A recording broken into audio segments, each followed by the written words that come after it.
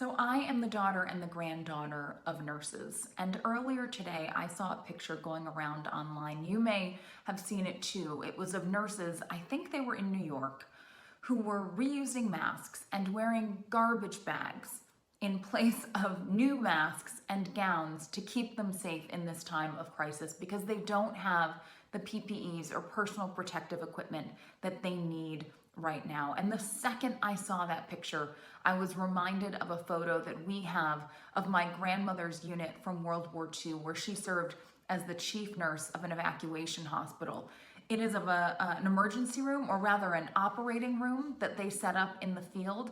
The beds are held up by sawhorses.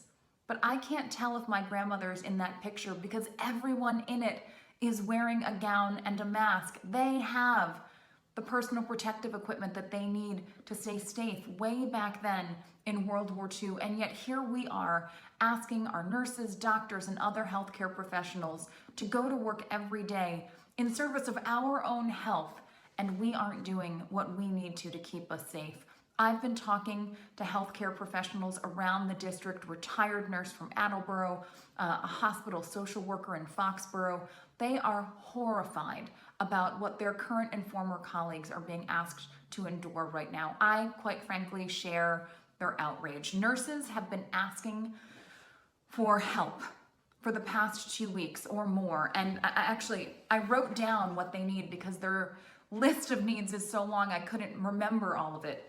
PPEs, personal protective equipment, appropriate separation in hospitals, triage locations, and separate floors for coronavirus patients, an end to hospital closures and staff reductions. Of course, this is an all-hands-on-deck moment. Increased bed capacity. How are we using event spaces, closed colleges to increase bed capacity for hospitals that are overflowing? Affordable childcare and paid family medical leave for nurses, doctors, and other people on the front line.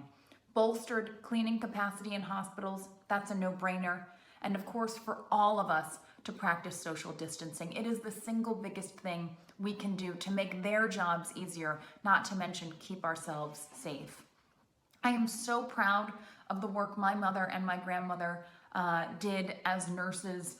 I am going to continue to fight with every fiber of my being to make sure that these incredible frontline workers have the resources that we need. I know that you join me in thanking them for their incredible service. Please join me in advocating for these needs. It is not only in the best interest of nurses and doctors and other hospital professionals, it is in the best interest of all of us.